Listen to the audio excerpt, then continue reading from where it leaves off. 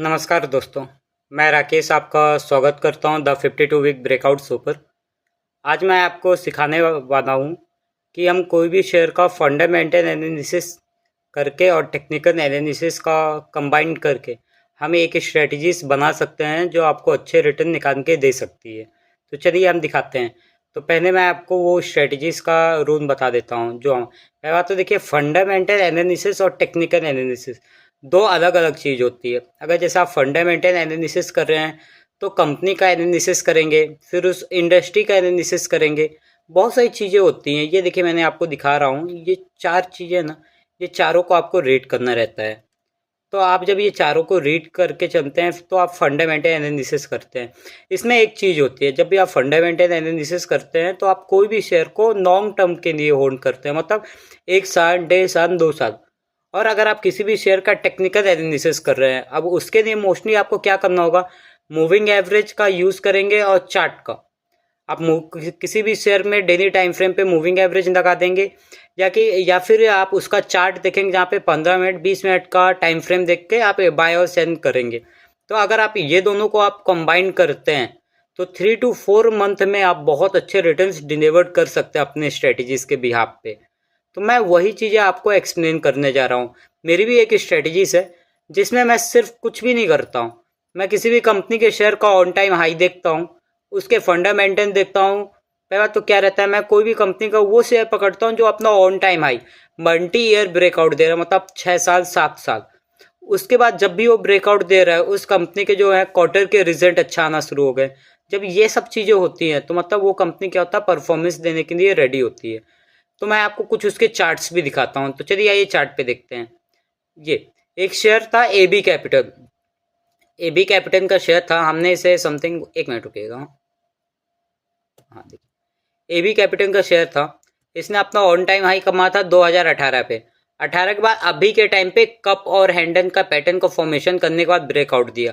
जब ये ब्रेकआउट दिया था, अगर आपने नोटिस किया हो, बैंकिंग सेक्टर, निफ्टी, कुछ भी अगर आप लेते हो, सब डाउन साइड पे थे। सब में बियरिश रिपोर्ट आ रही थी कि मार्केट नीचे जाएगा, XYZ। बट इस शेयर ने इतना अच्छा वॉल्यूम के साथ ब्रेकआउट दिया, और उस वॉल्यूम का ब्रेकआउट के साथ जब इसने 255 का लेवल ब्रेक किया, उसके बाद उसने जो हाई मारा है ना अभी तक में, 310 रुपये तक का हाई मारा है। तो अब आप ही देख सकते हैं, 255 रुपये का शेयर 310 रुपये तक अगर जा सकता है, कितना। अभी इसके जो टारगेट्स और बढ़े हैं, ये आने वाले टाइम पे हो सकता है शायद 300-400 तक जाए। इसके जो स्ट्रेटजीज है, जो रूल्स है, वो यही कहते हैं कि आने वाले टाइम पे ये 400 तक जाने के लिए रेडी हो रहा है। अब देखिए, ये हो गया कि चार्ट क्या बोल रहा है। हमने चार्ट में दिखाया सिंपल कि ऑन टाइम हाई ब्रेक करे, जब भी ब्रेकआउट कैंडल बनती है वहाँ पे वॉल्यूम अच्छा होना चाहिए, कंफर्मेशन वॉल्यूम भी अच्छा था। अभी इस कैंडल का हाई ब्रेक करते ही हम बाय का सिग्नल देते हैं, और इसके लो का स्टॉप लॉस, ये मंथली टाइम पीरियड है, हम डेली टाइम पीरियड पे एंट्री और एग्जिट करेंगे, ठीक है। अब इसके साथ हम क्या देखेंगे, क्वार्टर, इसके रिजल्ट देखेंगे। अगर आप इसका रिजल्ट देखेंगे तो 2024 समथिंग, अगर यहाँ से देखते हैं 2023 जून पे देखते हैं, 7045 का सेल्स था, और 24 में इंक्रीज होके आया। अब अगर 24 से 25 का देखेंगे, वहाँ पे भी इंक्रीज होके आया। Year on year basis sales increase है, बट अगर देखा जाए क्वार्टर के बेसिस देखा जाए तो डिक्रीज है। तो होता है ये, क्योंकि हमको मेन होता है कि ईयर ऑन ईयर बेसिस, मतलब कंपनी सालाना ग्रो करे, क्योंकि क्वार्टर बाई क्वार्टर तो इंक्रीज और डिक्रीज वो चलता रहता है, वहाँ पे कोई इशू नहीं।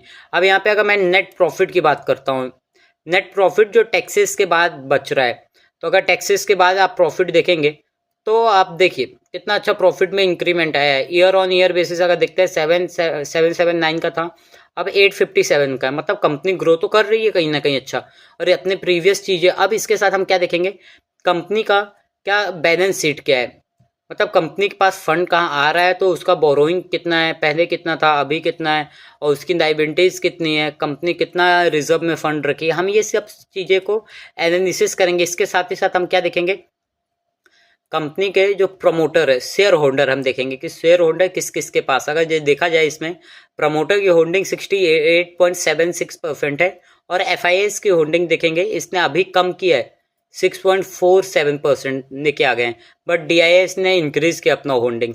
और यहाँ पे अगर देखोगे तो पब्लिक होल्डिंग भी कम है, मतलब अभी पब्लिक में ज़्यादा नहीं है। अब जैसे ये कोई भी share on time high break करता है, इसके बाद ये न्यूज़ पे जब मूवमेंट दे चुका होता है, जब न्यूज़ पे आना शुरू होता है कि अब ये शेयर भागेगा, तो अगर आप अपनी एक स्ट्रेटेजीज में प्रॉपर फोकस करते हैं और टाइम देते हैं, नो डाउट वो अच्छे रिटर्न्स निकाल के देती है। और एक चीज़ हमेशा ध्यान दीजिएगा, अगर मैंने आपको ये बता दिया इस स्ट्रेटेजी से ऐसे काम कर सकते हैं, तो इसका तब नहीं है कि आपने इसमें काम किया, इस तरह काम किया तो आपको प्रॉफिट निकल के आ जाएगा।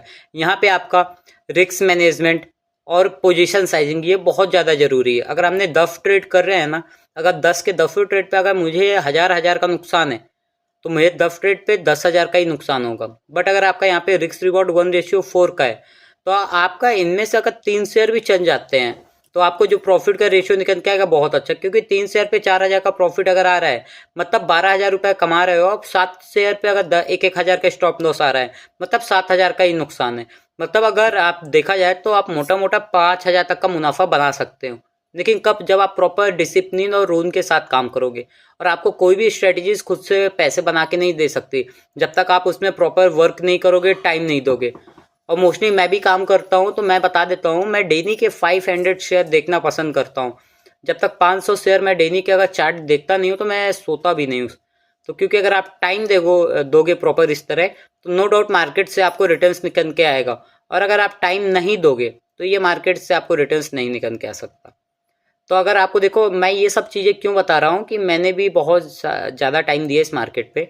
तो मेरे अकॉर्डिंग यही है कि आप सिंगल स्ट्रेटजीज पे फोकस कीजिए। और जो मैं स्ट्रेटजीज बता रहा हूँ, अगर आपको यही स्ट्रेटजीज के बारे में डीप नॉलेज चाहिए, तो मेरे चैनल को सब्सक्राइब करें एंड कमेंट में बताएं, बोले कि मुझे इसकी डीप फुल वीडियो चाहिए कोर्स का, तो मैं प्रॉपर आपको वीडियो प्रोवाइड करके दूंगा, बना के दूंगा। तो चलिए मिलते हैं नेक्स्ट वीडियो पे, तब तक के लिए बाय बाय। और ध्यान दीजिएगा, मेरे चैनल को लाइक करें, सब्सक्राइब करें और कोशिश करें ज़्यादा से ज़्यादा लोगों के साथ सब्सक्राइब करें, क्योंकि अगर मेरी यूट्यूब कम्युनिटी ग्रो होगी तो कहीं ना कहीं हम आपके लिए भी कुछ ना कुछ अच्छा चीज़ें सोचेंगे। और मेरा फोकस यही है कि मैं अपने साथ आप लोग को भी ट्रेडिंग सिखाऊं। और मैं सिखाऊंगा, सिखाने बस का नहीं हूँ कि जैसे अदर यूट्यूबर बोल रहे हैं तो मैं वीडियो में सिखा के ही रहूँगा सर। मैं जिद्दी बहुत हूँ। तो अगर आपको सीखना है तो मेरे चैनल को लाइक करें, सब्सक्राइब करें एंड फॉलो करें। मिलते हैं नेक्स्ट वीडियो पे, तब तक के लिए बाय बाय। Thank you.